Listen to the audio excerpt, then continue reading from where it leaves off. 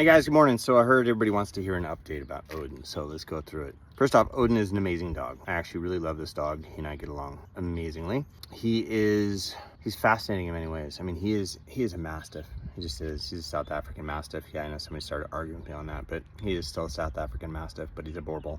He is very fun, very, very loving. He loves his mom. You've seen that clear as day.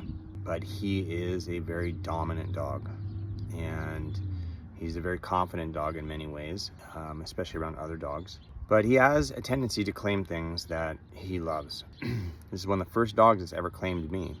And so that just happened the other day, and we're like, oh, that's fascinating. You know, it doesn't typically happen. And so I have to go through, you know, what am I doing right? What am I doing wrong?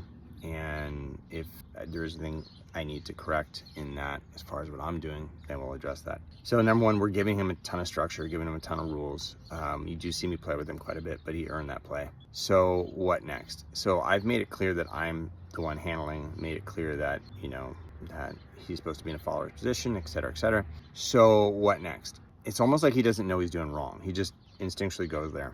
So that can be tough, but at the same time, maybe not. We're gonna have to time a correction appropriately and make him understand that that behavior is not okay and there's consequences for that action. And I know the force-free community will say, oh, you're just suppressing an emotion. No, I'm not. I'm suppressing a response to an emotion. It's completely different. So it's just like, if you have a response to something and you smack somebody, right? So if you offend me and I smack you, well, and then I get arrested for it, is that suppressing my emotion, or is that suppressing my reaction to that emotion of being offended? Okay, so if you give me consequences for smacking somebody because I got offended by something and therefore I'm no longer allowed to do it, and the emotion is still there, I just need to figure out a different way of dealing with it other than reacting by smacking somebody.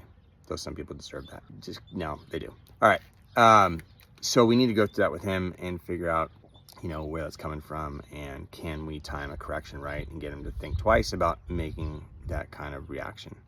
And I'm pretty confident we can. So now his mom, what's going on there? That's a definitely more complex portion of this case. So anytime you're dealing with a rehabilitation case like this, it's the dog and it's the human. It's both. It's always both. Okay, for Odin, it is not neurological. No way, no how. Not neurological. So get that out of your brains, guys. It's done. We're done with that.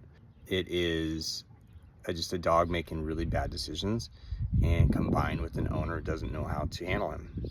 So first, she's got 4 dogs, 4 power breeds, all males, like big time power breeds. Not a good setup at all.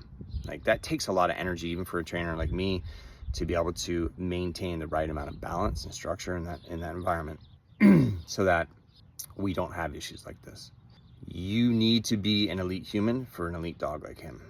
And when you got 4 elite dogs, one is still a puppy, it's tough, man. You know, and it's not something I would have ever done. So we're having long discussions about that. Like, what does the future look like here?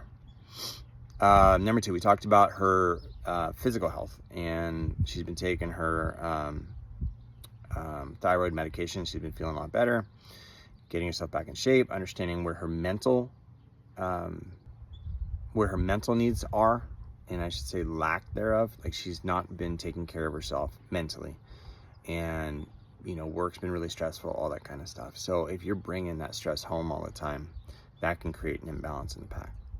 So she's now becoming more aware of how important that is, and how important it is not to transfer those negative emotions to your pack.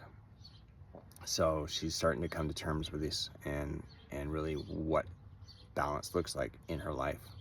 She just found out also that she's got a ton of mold in her house, and mold can cause problems with your animals. One of her, I think it's her parrot or something like that, is having some issues. And so she's got a ton of mold in her house. She's black mold. So that can be a contributing factor to his behaviors as well.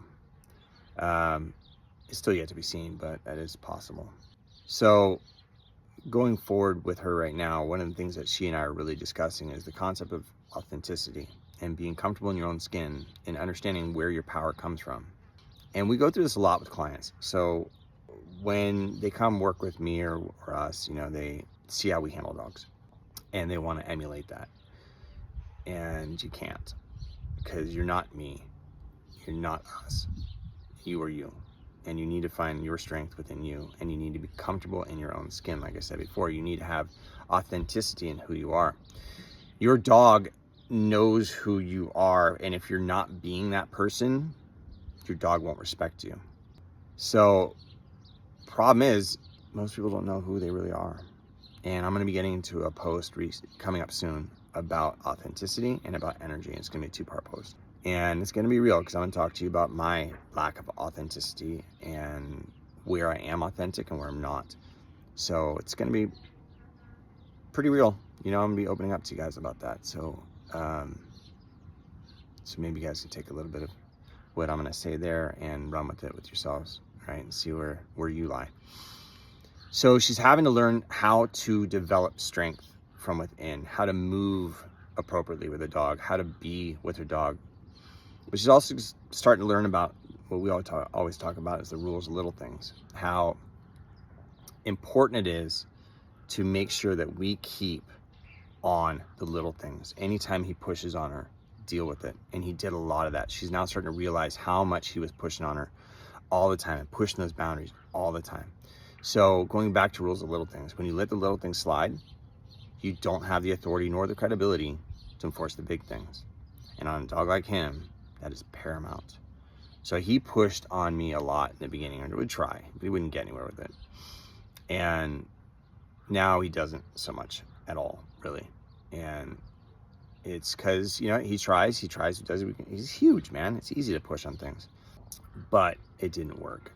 And so he's got pretty clear boundaries here. I've made that very, very clear to him. And now I've got that other boundary I need to set in there, which is don't try killing people just because they come near me. I've seen this behavior before in Mastiffs, especially with his kind of temperament. And so I wouldn't say it's necessarily abnormal for them. And that's the thing with Mastiffs, is their first job in life is to protect. So when people get Mastiffs and they say, oh, I want him to be really friendly with all these people, you've got the wrong dog for that. That is not what they're bred to do. They're bred to protect, and especially a Borboel. So what's the plan going forward? We're a little bit of a unique facility. So when we take in board-in trains, it's because they're dangerous or a very difficult dog. Most likely, most commonly, very dangerous dogs. Everything else is pretty much done through one-on-one training. We tell our owners that their dog is going to be here 30 to 45 days, but we put a big asterisk there, maybe longer. I don't have a set deadline for rehabilitating a dog. If he is here for 3 months, 4 months, 5 months, he's here that long. She and I have had long discussions, many of them, about the likelihood of this happening again. The things that she's going to need to change in her life to be able to make this a successful rehabilitation, which may include keeping him away from the other dogs, because it's a lot of powerful dogs all together and bad things can happen. But in the end, it's like, I need to make sure that she is up to par to be able to handle this dog. And so if it takes 4 months, it doesn't cost her anything extra. We don't charge extra for that. It's not about making money. It's about making sure that she is comfortable and he is comfortable, and that I'm setting them both up for success. So I know a lot of people want to talk shit about me, saying I'm stealing her money and she just put this dog down. It's not that. She wants to make sure that she's doing everything right, and that we've checked all the boxes to make sure that, hey, maybe it's not the right dog, maybe it needs to be put down, but to do this before we get to that point. And I dedicate to these animals. I push hard for these animals, and I advocate for them and for his owner as well. So if he needs to stay here months, then he stays here months. But we make sure that he is getting what he needs and that she's getting what she needs. It's all about success. And you know what? What's also different about us is I could have waited until this whole program was done and showed you guys a success story, or hidden it from you if it failed. But we're taking you through this path, showing you what goes into it, win or lose. And if it fails, it's gonna break my heart.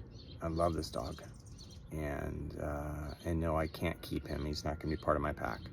I have a wife, I have a son, and I'm not gonna have a dog that has shown the ability to bite in my house, because I'm not always here, and it's not smart for me.